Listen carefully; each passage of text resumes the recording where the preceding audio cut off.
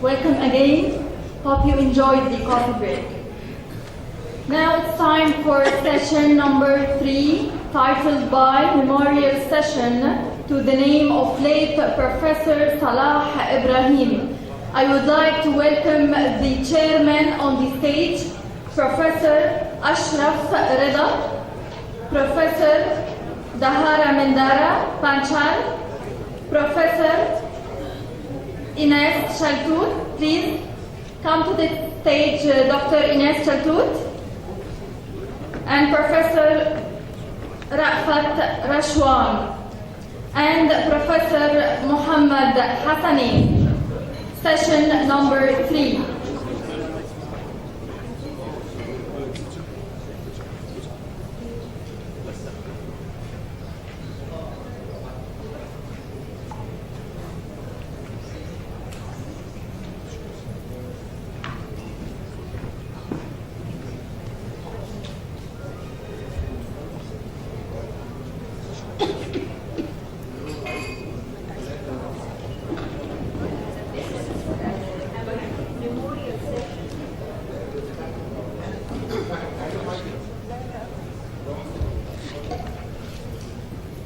This is a memorial session to the name of our late Professor Salah Ibrahim, who is considered by most of us the father of diabetes in Asia.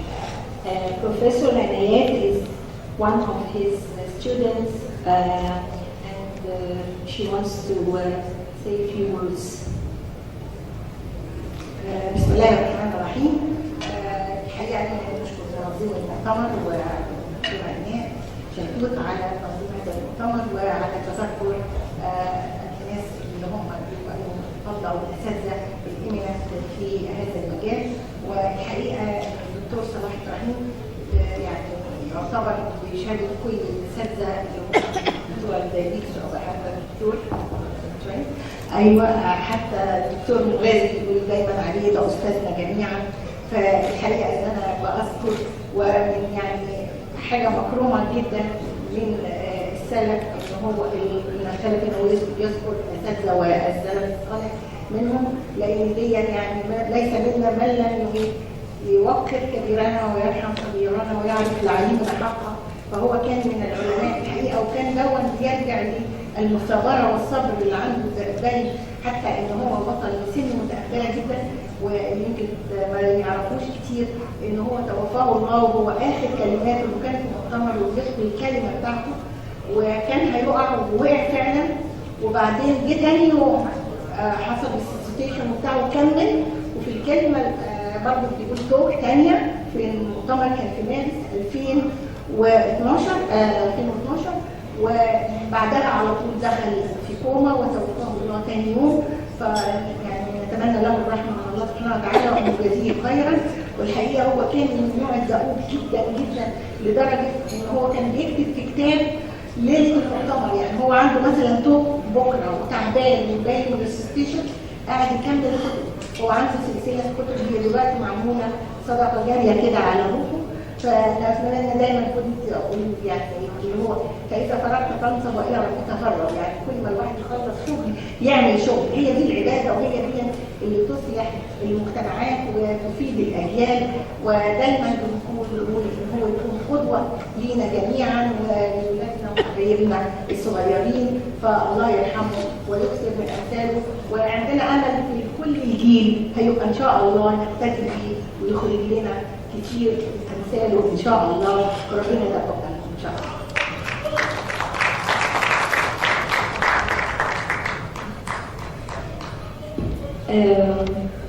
Thank you, Professor Nam Henshaw, for accepting to give this memorial speech. And Professor Nam Henshaw, President-elect of the International Diabetes Federation, is going to talk about diabetes in older population. Professor Nam. Thank you, Professor Nas, and ladies and gentlemen, good evening. My topic is diabetes in older population, but this is one of the areas that is lacking at this point. And prepare your hands in next 1 or 2 decades, this will be the area that we need your help. So based on my talk, you probably see why we need your help, and then try to finish this within 20 minutes, but it's not going to be easy. So anyway, my lecture is in memory of Professor Salah Ibrahim, and I'm just very humble of a man, and he dedicated his life to fight against the diabetes. As you all know, and you've probably seen this slide many times, that 2015 in the 7th Diabetes Atlas, we reported that there are 415 million people living with diabetes on Earth, and it'll be increasing to 642 million by 2040. But today's topic is diabetes in the population. So if you look at the bottom part of the mouse working. If you look at the bottom part of the figure, which is the total number of diabetes in an aged population, which is 65 and older, in males of about 64 million. So it's male is 64 million and female is 53.2. So that's supposed to be that. So totaling about 117 million, which is about 28% of total population with diabetes. And if you look at the 117 million, that's the left side, 2 bars showing the higher numbers in female and male less number. But those red asterisks are shown in the Western Pacific region, Southeast Asia, and MENA, where visitors belong to. It adds to somewhere around the 62 million, counting more than 50% of older diabetes are living in Asia part of the world. So as you all know, diabetes global epidemic out of control. And some of my friends have seen this slide many times, that I refer to diabetes as a cultural, social, structural disease. So if your cultural, so social, structural deteriorated or changed, you immediately start seeing the prevalence of diabetes go down. And it is worse if you look at an older population. That's why I call it, last line, 65 plus equal culture shock. Let me show you something, how that aging population is increasing in Korea. 1990, the total population, older population, 65 and older in Korea was only 5%. 2010 reached about 12%. 2018, which is next year, we are expecting about 50% of the population will be 65 and older. By 2030, 1 out of 4. This is a serious problem. I don't have that slide, but based on 2015, 12% of our old population uses about 40% of national health budget, which is more than $22 billion per year. This is how much this older population is using the national budget. Based on our cohort study, let me show you the fact related to the diabetes prevalence in older population. Korean national government funded me so far about $25 million to follow up more than 10,000 subjects for the better understanding of diabetes. So first thing, at the baseline examination, which were in 2001 and 2002, we checked the age, gender stratified prevalence. Just look at those red circled lines. Our code was 40 to 69. So in the 60 age group, look at the number. Known, 10%. And unknown, they have diabetes, but they're not diagnosed. Unknown cases, 8.8%. So if you add those two, 20%. Look at those IgG group, another 24%. If you add all those, close to 50% has either diabetes or high risk for diabetes. If you follow those individuals, older population, 10 years later, they are reaching age 70s. In male, the prevalence was 18.5, beginning of the study, which is 2001 and 2002. 10 years later, prevalence reached 33.4%, but 80% increment. In females, 46% increment with a prevalence of 19.2 at the beginning of the study, and 10 years later reached 28%. This is how fast the the diabetes increasing in the older population. If you look at the risk factors in Korean general population, since I don't have much time, I'm just going to the focus. This is 14-year follow-up. Individuals who did not have the diabetes beginning, and 14 years later, this is what we identified as risk factor for diabetes in general population. Individuals having a metabolic syndrome is 1.55 times risk for developing diabetes within 14 years. And look at those, the hypertension stage. Dr. Hassanin presented this in his talk. Again, we found there's a positive relationship with hypertension, smoking as well, and then stress. All those are related to the risk factors for diabetes in Korean population. Now let's look at older population. 65 and older, just being old, twice risk for diabetes. Go down to the urbanization. In general population, living in an urban area was twofold risk, right? But here, 65 and older people living in urban areas, 3.3 times risk for diabetes. Another fact is smoking is not there anymore. Okay, go down to the waist. Individuals, older people having a waist circumference, the correlation with waist circumference and diabetes inverse, which means thinner, not a bigger waist, they are high risk for diabetes. That is because of the sarcopenia. So I'm going to go into the details about special risk factor in older population.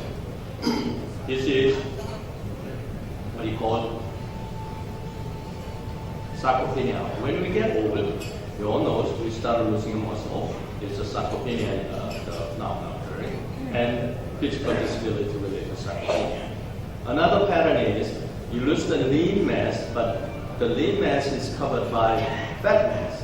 So you lose the muscle, you gain fat. Then you call it sarcopenia obesity. Then these individuals start showing the insulin resistance, higher metabolic syndrome, and diabetes. So, going a little bit of sarcopenia, we've been using a Baumgartner index, but which index is not suitable to Asian population. If you look at the second bullet, this index primarily identifies the thin people as sarcopenic and is inadequate for identifying sarcopenia in obese people, especially in Asian. So we come up with a different equation. We use, instead of Gardner's equation is a perpendicular skeletal muscle divided by height squared, but we use the weight. And we compared with the existing index. As you could see, the top one is Baumgartner's index. The area is only 44.6% if you are a RC curve. But if we use the modified one, which I'm proposing now, instead of high using weight, the area is 63.3%. It's much better, more suitable to Asia than Baumgartner index. So we try to compare this using our new index and look at the dividing by the men and women, younger age group and 60 and older, we call it an older age group. You could see those individuals in the left side, men, in O means obesity, S means sarcopenia, and so O means sarcopenia obesity.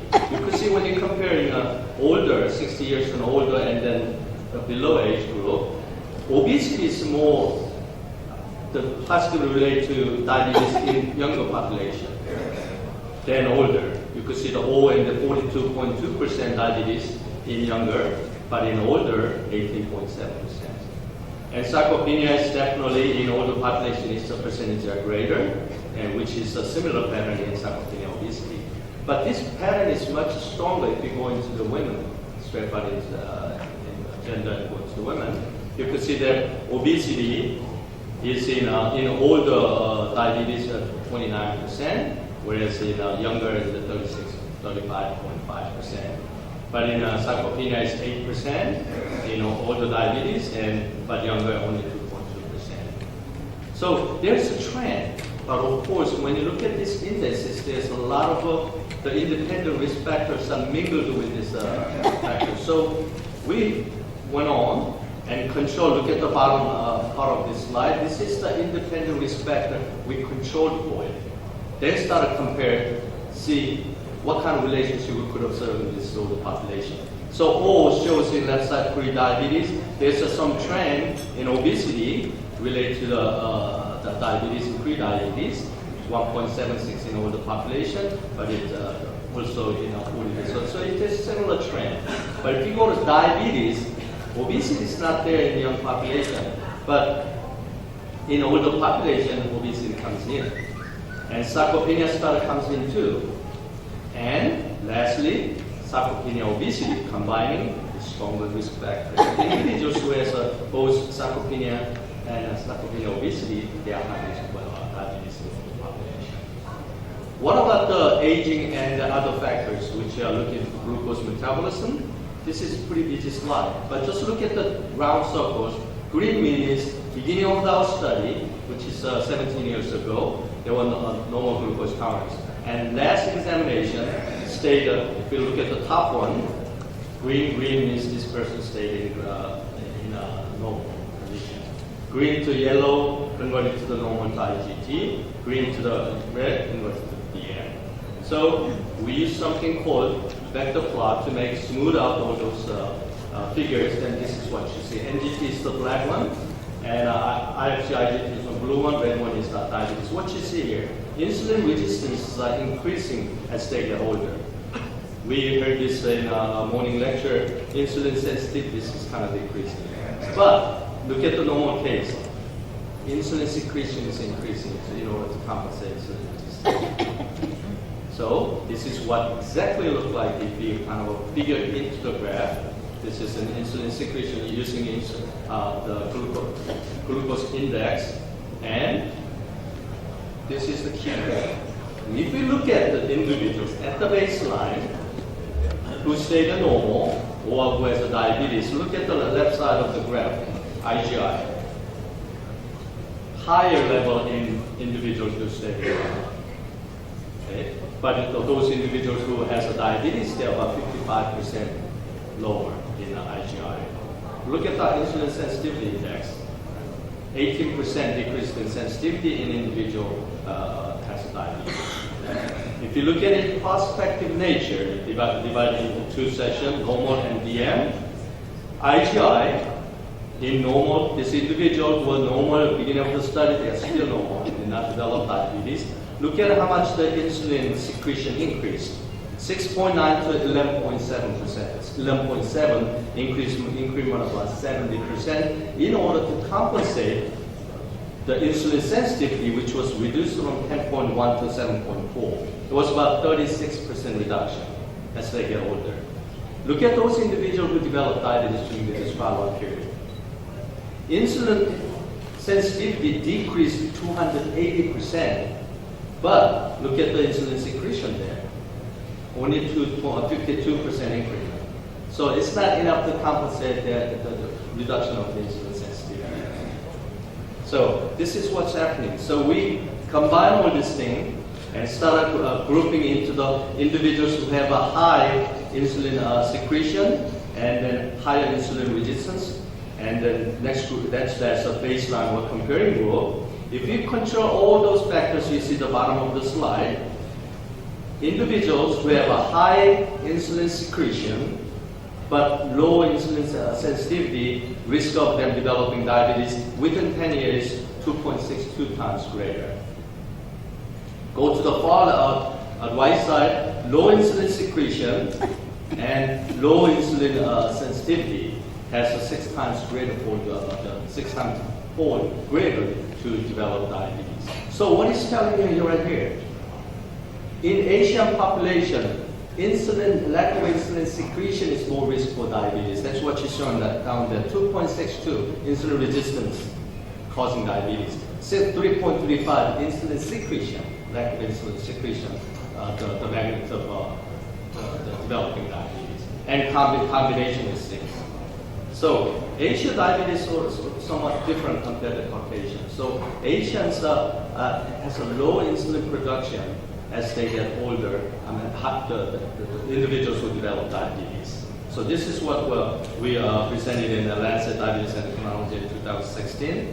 Another area is we are looking into. This is kind of a demonstrating or revealing that what has been reported this morning. We also look at the quality of life in older diabetes, and we look at their physical condition, psychological acceptance, and their social acceptance, society, and living environment, and so on. If you look at the right side, just look at the bottom part, the top part is actual numbers, which are stratified into the age group 65 less and older, and by DM status. If you look at the far right side with the DM, the value of physical condition is lowest in individual who has diabetes and older.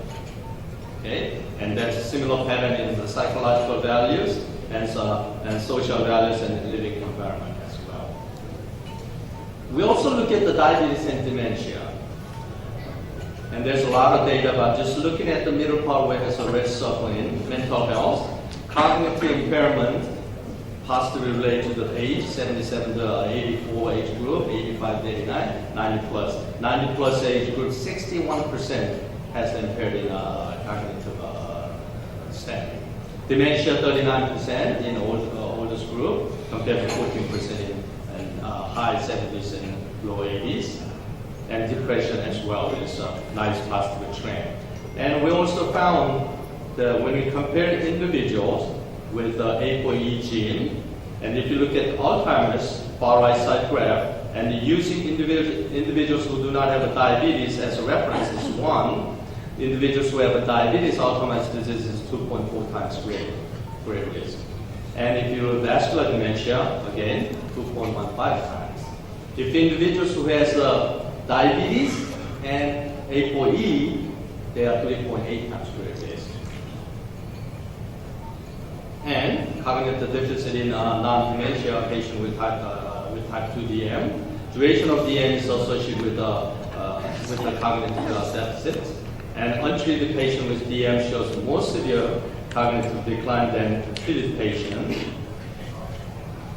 And also looking at the relationship between HbA1c and the cognitive decline, you could see that there's a nice trend, higher the HbA1c and higher the percentage of the cognitive decline. So based on our study and some of the study been showing that no disease has impacted the human life stronger than diabetes. And the diabetes epidemic is more serious in older population. As we all know that whole world has become a more of a aging society, so this is our challenge in the future. DM management costs for the older populations are greater than younger patient, and you probably have seen in your own patient, it is very difficult to change their lifestyle or the dietary factors or habitual factors. So if it is difficult to change the diet or the habitual factor means more, it costs more. Okay, patient education for the population is limited and it is less effective, so we need to develop different scheme to teach or educate the older population with the diabetes, and in urgent need of the better and effective management system for older diabetes population to stop another trend of diabetes tsunami, as well as diabetes-related non-communicable disease. Thank you very much for your attention. Because of time, we only have maybe very brief 1 or 2 questions until people think about it. All the preparation and education, they obviously need to be tailored for them. But one advantage is they have time. Obviously, if the health is okay to attend. Should this be an opportunity to call for bespoke educational programs for older persons with diabetes? The challenge we have with the older population in terms of education is 2 aspects. One, yes, they do have all the time, but they don't have patience. They don't want to sit down long, but one way, the effective way is bring all those older people together, have a group session rather than individual. It is more effective than the family. في تعليق بس الحقيقه يعني عشان بس الجينيور فيزيشن طبعا هو ملخص للكلام ان الالدرلي بيكون liable for الليبيليتي في الليفلز اوف جلوكوز. وبالنسبه للكوجينيتيف فانكشن normally decline with aging. So strict glycemic control is not advised to be in among the elderly. يعني let them on the slight hyperglycemic side, and it is due to circumstances and social environment around the elderly, and most of them will be alone, and one can give or save him if a hypoglycemia. But it is advised in هو to be on the hyperglycemic side, and also avoid drugs causing hypoglycemia. يعني advise long-acting insulin can, or depend on very slight dose of oral hypoglycemic drugs. Okay? Any addition? Well, I totally agree with you. The hypoglycemia is more problematic in older population, not just because of drug, because the way they're living. A lot of older people living alone these days. And when you're alone, you don't tend to feed yourself properly. They tend to skip a meal, but they do take a medicine. So they A1C, it is advised into more than 7, yeah. 7 or 7.5. Yes. Any comment علشان اوكي يعني this is briefly the cognitive function to be liable to be affected very rapidly with elder. So yes. Maybe final question from Professor Abi. I'd like to Microphone for her. Mike. Sharon Khan will repeat the question. You have mentioned about the risk of development of diabetes increases when the insulin secretion declines, Yes. and not when the insulin resistance is with high insulin resistance. Maybe due to the Asian population may be characterized by a prolonged period of compensation of the beta cells. The failure does not occur immediately. They struggle for a longer period of time. It shows the resistance is maintained for a longer time before the beta cell fail completely and the secretion goes down and declines. What's your comment? This is the prospective study. They are all coming back every 2 years. So we could closely monitor what's happening. So it's exactly what's happening. They start losing insulin sensitivity, but in normal population, when that happens, they start to secrete more insulin. But in DL case, that doesn't happen. Absorption, yeah. Cellular absorption.